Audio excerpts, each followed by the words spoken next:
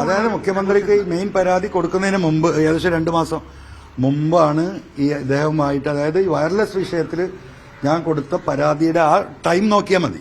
ഏകദേശം ആ ടൈമിലാണ് ഇദ്ദേഹത്തെ അന്ന് ഈ വിഷയമായി ബന്ധപ്പെട്ട് കാണും. പിന്നെ ഞാൻ എന്ത് ഗൂഢാലോചന നടത്തേണ്ടത്?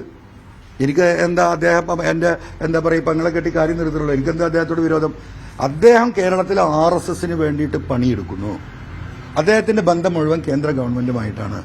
മലപ്പുറത്ത് സുജിത് ദാസ് ഇദ്ദേഹത്തിന്റെ ഏറ്റവും അടുത്ത അനുയായിയായി നിന്നുകൊണ്ടാണ് ഈ സ്വർണ്ണക്കള്ളക്കടത്ത് മുഴുവൻ നടത്തിയത്. അതൊന്നും ഈ പണമൊന്നും പോരാഞ്ഞിട്ടാണ് മരം മുറിച്ചു കൊണ്ടുപോയത്. ഈ വിഷയങ്ങൾ വസ്തുനിഷ്ഠ മാമി ഇപ്പോഴും തെളിഞ്ഞിട്ടില്ലല്ലോ.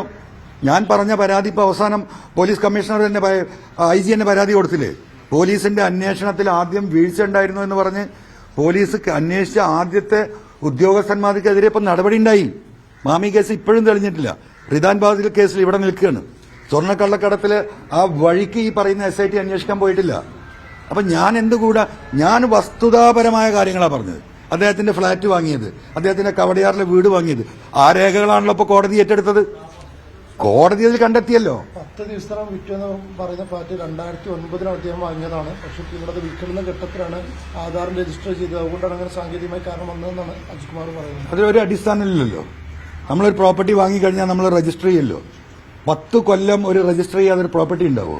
ഇതെന്താ അടിസ്ഥാനമാണ്? അങ്ങനെയാണെങ്കിൽ തന്നെ അതിന്റെ പാർട്ട് പേയ്മെന്റ് കൊടുക്കൂലേ? ആ പാർട്ട് പേയ്മെന്റ് കൊടുത്തത് ഈ ആധാരത്തിൽ എഴുതുമല്ലോ. നമ്മളിപ്പോൾ ഒരു ഭൂമി കച്ചവടം ചെയ്ത് 2 കൊല്ലോ 3 കൊല്ലോ ഫ്ളാറ്റൊക്കെ ആകുമ്പോൾ 4 കൊല്ലോ 5 കൊല്ലോ ഒക്കെ ഉണ്ടാവും. പക്ഷെ അതിനൊരു അഗ്രിമെന്റ് ഉണ്ടാവും. ആ അഗ്രിമെന്റിൽ നമ്മൾ പാർട്ട് പേയ്മെന്റ് കൊടുത്തിട്ടുണ്ടാവും. അപ്പോൾ നമ്മൾ പൂർണ്ണമായിട്ടും ഈ പ്രോപ്പർട്ടി നമ്മൾ രജിസ്റ്റർ ചെയ്ത് എടുക്കുമ്പോൾ ആ ആധാരത്തിൽ ആ കൊടുത്ത എമൗണ്ടിന്റെ ഡീറ്റെയിൽസ് മുഴുവൻ എഴുതും. അങ്ങനെയാണല്ലോ നടക്കാറുള്ളത്. ഇതൊന്നുമില്ലല്ലോ. ഈ പറയുന്ന 2019 33,80,000 രൂപ കള്ളപ്പണം അൺഅക്കൗണ്ടഡ് മണി കൊടുത്ത അയാൾ വാങ്ങുകയാണ്.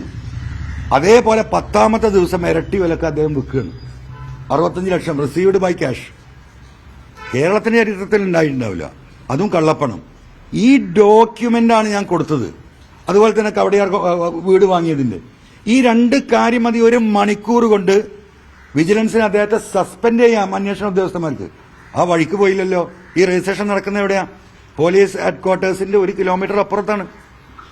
ഇതാണ് ഇതിന്റെ വസ്തുത.